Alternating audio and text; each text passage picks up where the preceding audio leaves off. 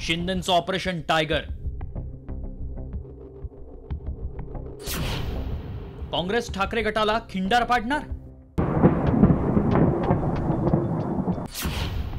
माजी आमदार नेते शिंदेंच्या संपर्कात. राज्यात महायुतीचं सरकार स्थापन झालं, मात्र आता स्थानिक स्वराज्य संस्थांच्या निवडणुकांचे वारे वाहू लागले. त्या दृष्टीनं राजकीय पक्ष कामाला लागले. एकीकडे मुंबईत शिवसेना ठाकरे गटानं स्वबळाचा नारा दिलाय, तर दुसरीकडे शिवसेना शिंदे गटही कमालीचा सक्रिय झालाय. त्यात पुण्यात काँग्रेसचे माजी आमदार रवींद्र धंगेकरांनी शिंदेंची भेट घेतली आणि ऑपरेशन टायगरच्या चर्चेनं जोर धरला. धंगेकर हेही धनुष्यबाण हाती घेणार असल्याची माहिती खात्रीलायक सूत्रांनी साम टीव्हीला दिल्यानं ऑपरेशन टायगरच्या चर्चांना दुजोरा मिळालाय. जेव्हापासून बाळासाहेबांच्या विचारांचं सरकार स्थापन केलं त्या दिवसापासून हा प्रवेशाचा ओघ सुरू आहे. आता दररोज लोक महाराष्ट्रातल्या प्रत्येक जिल्ह्यातून तालुक्यातून मग नगरचे काल पण अहिल्यानगर आपलं नगरचे महापौर 12 नगरसेवक आले, मुंबईचे नगरसेवक आले.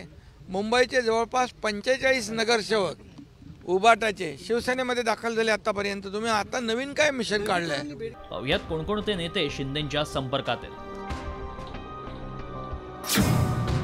रवींद्र धंगेकर कसब्याचे माजी आमदार महादेव बाबर, ठाकरे गटाचे हडपसरचे माजी आमदार चंद्रकांत मोकाटे, ठाकरे गटाचेच कोथरूडचे माजी आमदार गणपत कदम, ठाकरे गटाचे रत्नागिरीचे माजी आमदार सुभाष बने, ठाकरे गटाचे संगमेश्वरचे माजी आमदार रमाकांत म्हात्रे, काँग्रेसचे नवी मुंबईचे माजी महापौर.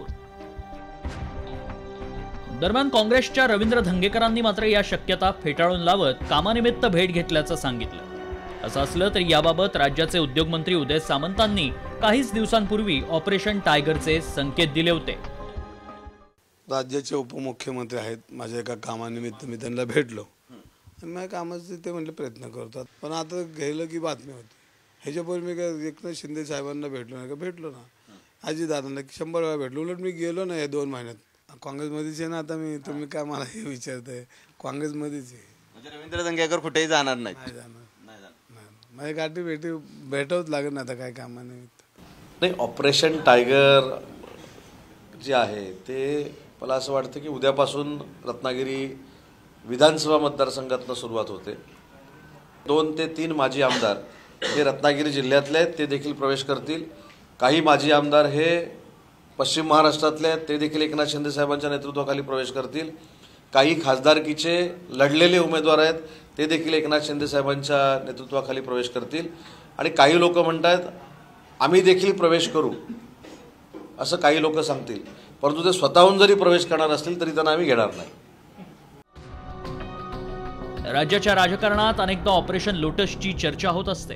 मात्र आता शिंदेंनी विरोधकांच्या कंपुटल्या नेत्यांना गळाला लावण्याचे प्रयत्न सुरू केल्यानं आता राज्यात ऑपरेशन टायगरची ही चर्चा रंगू लागली आहे. ब्युरो रिपोर्ट, साम टीव्ही.